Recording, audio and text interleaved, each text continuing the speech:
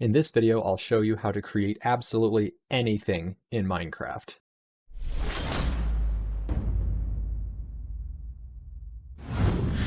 The only thing you actually need is to download Blender. Go to blender.org and download it. I already have it, so I'll skip this step. If you've ever used SketchUp or Blender before, this will be extra easy for you. For those that haven't, or that just want a refresher, to move around, use the middle mouse and middle mouse plus shift or scroll for basic movements. If you want to zoom in on one object, select it and use the period key on the number pad. To create a new object, either click Add or use shortcut Shift A. Create a plane or don't, I use it just for reference and I find that it helps. Say you want to create a house in Minecraft, let's start by adding a cube. Take that cube, let's give it some more geometry so we can move parts of it. Tap G on the keyboard to move it. To move it level to the plane after pressing G, press Z to move it along the Z axis and then hold Ctrl to snap it to the grid pattern you see in the background. Do not forget to save with Ctrl S. To turn this cube into a house, we'll need to edit it. So go into edit mode by selecting the object you want to edit and hit tab or click on the mode options menu here. Three options we have in edit mode are vertex select, edge select, or face select. Use 1, 2, and 3 on the keyboard to cycle through which you are on.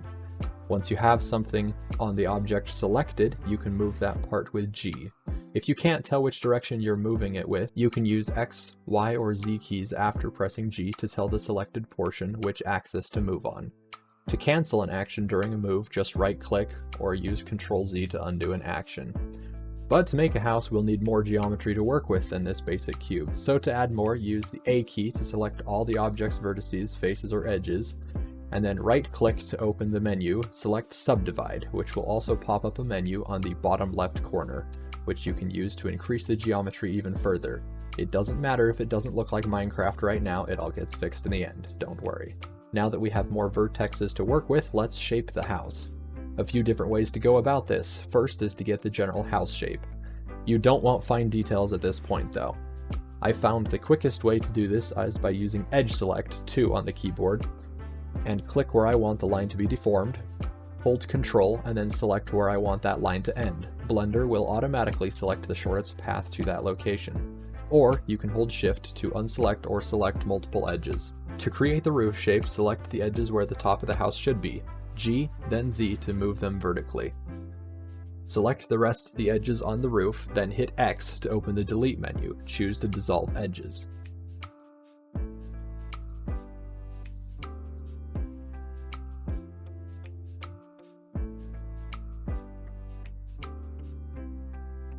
Whoa. To fix whatever happened to the roof, we are going to give the geometry a new line to use. Hotkey is K for cut. K-A-T, I'm out of here. Yeah, I know. Hotkey is K. Select both vertexes you want the new line for, then hit enter. If that doesn't work, it's because Blender isn't perfect. The only way around it is to face select with 3, select the face, hit X to open the delete menu, and then use the only faces option there.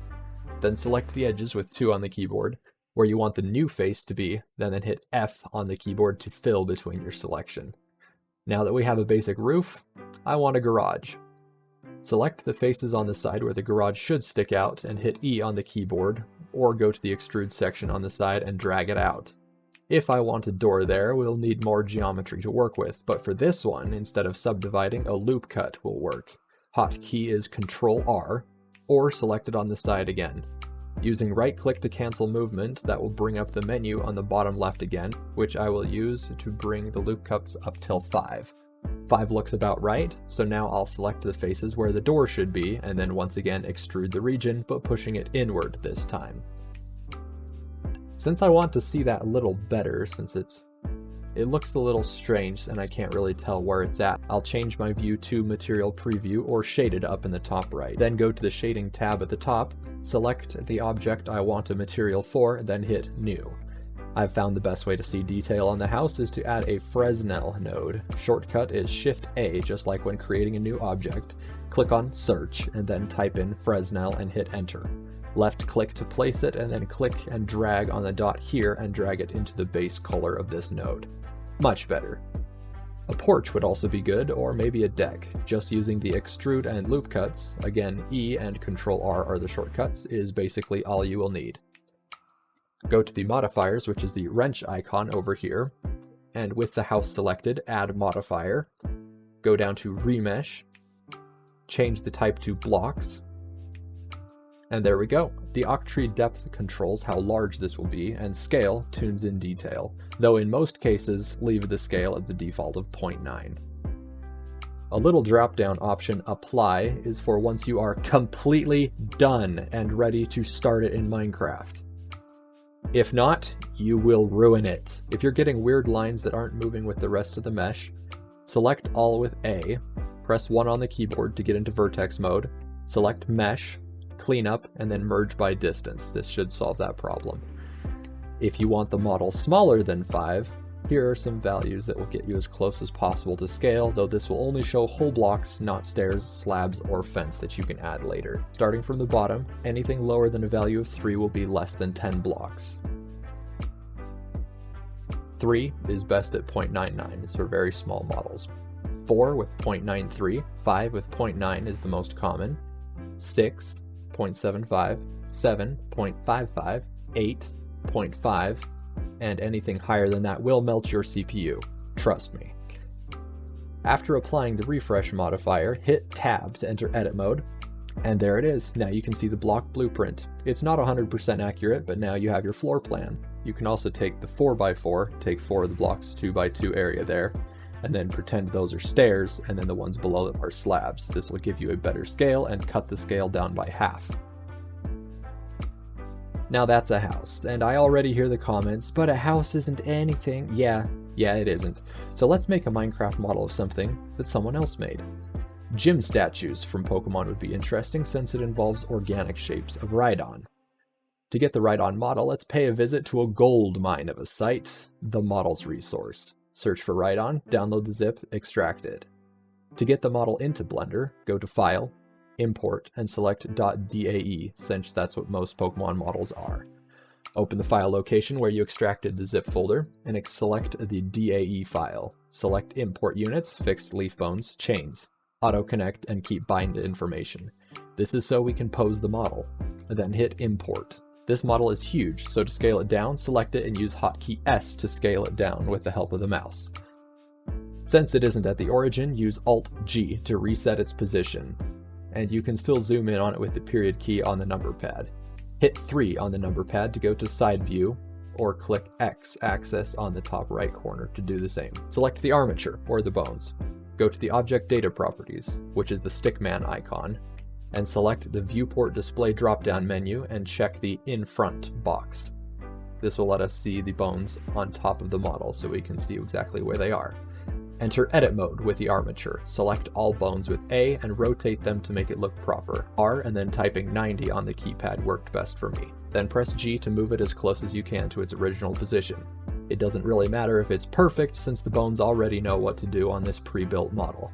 To pose the model, we need to be in pose mode, which you can select manually from the top left or use Ctrl-Tab to bring up the menu and then swipe down. Now all you have to do is select the bone you want to move, rotate it with R, scale it with S, or grab it with G.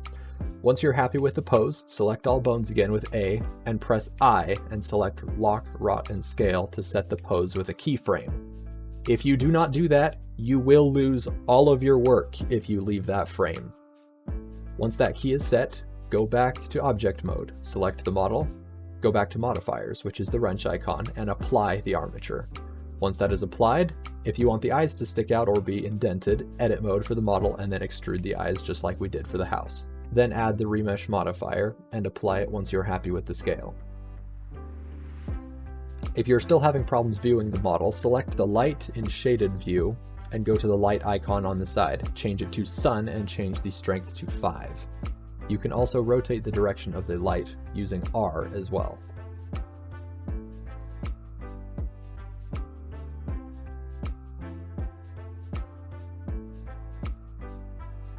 But wait, that's just the Rhydon. What about the pedestal? Just add the cube and edit it just like we did for the house to look like one. Align it with Rhydon's feet, select Rhydon and the pedestal, and use the shortcut Ctrl-J to join the objects into one mesh. Otherwise, they won't look the same size when applying the modifier. And boom, there it is.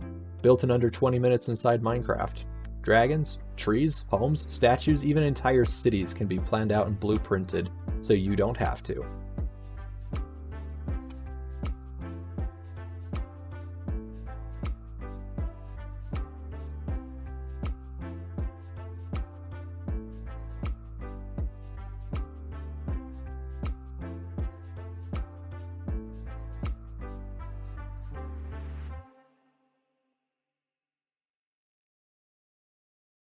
That'll be all for today. If you made it this far, consider subscribing and sharing the video.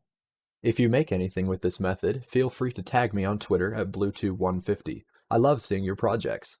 And as always, comment below on what you want to see me do next. Thank you!